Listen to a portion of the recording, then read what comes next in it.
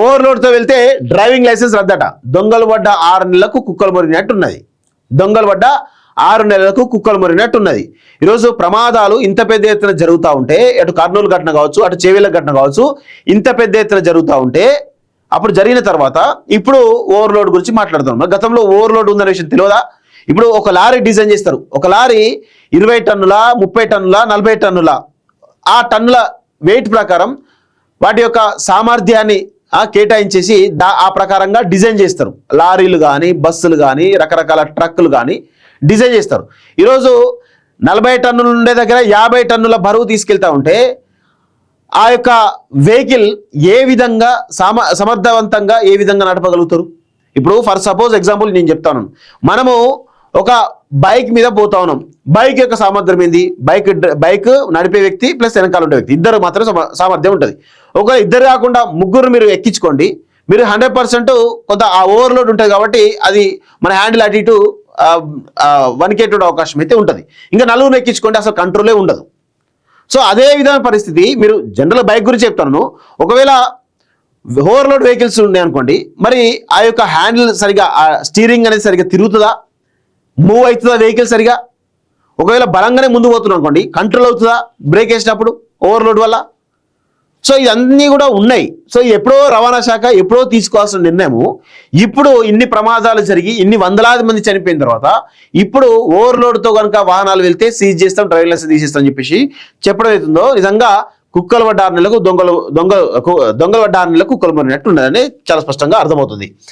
అదే పనిగా ఉల్లంఘనకు పాల్పడితే వాహనాల పర్మిట్ క్యాన్సిల్, వాహనాల సీజ్, యజమానులపై కేసు ఇంకా పరిశీలించమని నాకు అర్థం కాదు. ఓవర్లోడ్ అనేది నిబంధనలకు విరుద్ధం. కఠినమైనటువంటి చట్టాలు తీసుకురండి. అది చేత కాదు మనకి, ఎందుకంటే వాళ్ళు ఇచ్చేటువంటి కమిషన్లు మనకు కావాలి, రవాణా శాఖకు కావాలి, మంత్రికి కావాలి, అధికారులకు కావాలి. భారీ వాహనాల యజమానులకు జిల్లాల వారీగా అవగాహన కార్యక్రమాలు, 240 వాహనాలపై కేసులు, 180 వాహనాలు సీజ్ చేసిన అధికారులు అంటూ చూస్తా ఉన్నాం. ఇంత పెద్ద దారుణమా? వరుస రోడ్డు ప్రమాదాల నేపథ్యంలో నిబంధనలు అతిక్రమించేటువంటి భారీ వాహనాల డ్రైవర్లు, యాజమాన్యాలపై రవాణా శాఖ అధికారులు చట్ట ప్రకారం కఠిన చర్యలు చేపట్టేందుకు సిద్ధమయ్యారు. చేవెళ్ల సమీపంలో ఇటీవల సంబంధించినటువంటి టిప్పర్ ఆర్టీసీ బస్సు ప్రమాద ఘటనకు కంకర లోడ్తో వెళ్తున్నటువంటి టిప్పర్ పై డ్రైవర్ నియంత్రణ కోల్పోవడమే ప్రధానమైనటువంటి కారణం అంటూ చూస్తా ఉన్నాం. కారణమని ప్రమాద తీవ్రత, మృతుల సంఖ్య పెరగడానికి టిప్పర్ ఓవర్లోడే కారణమన్న అభియోగాలు విస్తృతంగా వ్యక్తమయ్యాయి. గతంలో జరిగిన ప్రమాదాలు చాలా మటుకు ఓవర్లోడ్ కారణంగానే జరిగిన ఆరోపణలు ఉన్నాయి. మరి గతంలో కూడా జరిగినాయి కదా, ఎందుకు అంటే గతంలో జరిగినాయి కానీ తక్కువ మరణాలు సంభవించినాయి, అందుకే మేము ఓవర్లోడ్ని నియంత్రించలేకపోయినాం. అంతేగా చెప్పేది మీరు? ఎక్కడ దొరికిరో నాయన. ఓవర్లోడ్ కారణంగా వాహనంపై డ్రైవర్ నియంత్రణ కోల్పోవడం వల్ల బ్రేకులు పడకపోవడంతో మలుపుల వద్ద అదుపు తప్పడంతో ప్రమాదాలు జరుగుతున్నాయి. ఇకపై ఈ తరహా ఘటనలు తగ్గించేందుకు రవాణా శాఖ సిద్ధమైంది. ఓవర్లోడ్తో టిప్పర్లు, లారీలు వెళితే ఆ వాహనాలను సీజ్ చేసి డ్రైవర్ల లైసెన్స్ రద్దు చేయాలని అధికారులు నిర్ణయించారు. అదే పనిగా ఉల్లంఘనకు పాల్పడితే వాహన పర్మిట్ కూడా రద్దు చేయాలని అధికారులు నిర్ణయించారు. ఇక్కడ ఫర్ సపోజ్ హైవేలలో మీరు ఒకసారి గమనించండి, వరుసగా వస్తూ ఉంటాయి ఓవర్లోడ్తో లారీలు. ఆ వరుసగా వస్తున్నట్టు క్రమంలో అవి ఓవర్టేక్ చేస్తూ ఉంటాయి. ఓవర్టేక్ చేస్తుంటే ఇట్లా కొన్ని అర్ధరాత్రి పూట ఇది కార్లలో వచ్చేటోళ్ళేమో కొంత అతివేగంగా వస్తారు, వీళ్ళేమో సడన్గా ఇటు తిరిగి ఓవర్టేక్ చేస్తుంటే కమాంతం గుద్దినటువంటి సందర్భాలు కూడా ఉన్నాయి.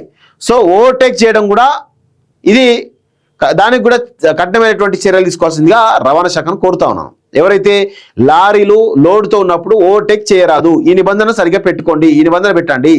భారీ వాహనాల యజమానులతో జిల్లాల వారీగా సమావేశాలు ఏర్పాటు చేసి అవగాహన కార్యక్రమాలు చేపట్టారు. ఏం చేస్తారు?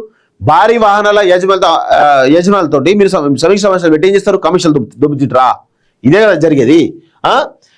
సో త్వరలో మైనింగ్ శాఖ అధికారులతో సమావేశమై వాహనాలకు లోడ్ చేసే రీచ్లు, క్వారీలను ఓవర్లోడ్ అరికట్టే విధంగా చర్యలు తీసుకున్నారు. తెలంగాణలో మొత్తం 1.75 కోట్లకు పైగా వాహనాలు ఉన్నాయి. వీటిలో నిర్మాణ సామాగ్రి, సరుకులు తరలించే వాహనాలు 6.65 లక్షలకు పైగా ఉన్నాయి. ప్రమాదాలకు అవకాశం ఉన్న రోడ్లపై భారీ వాహనాలు మరి పరిమిత వేగాన్ని పాటిస్తే నిర్ణీత లోడుతో ప్రయాణించేలా చర్యలు చేపడితే ప్రమాదం కట్టించేందుకు అధికారులు భావిస్తున్నట్టు తెలుస్తోంది. సో రవాణా శాఖ అధికారులు అప్రమత్తమై కొన్ని వాహనాలు సీజ్ చేసినట్టుగా తెలుస్తా ఉంది.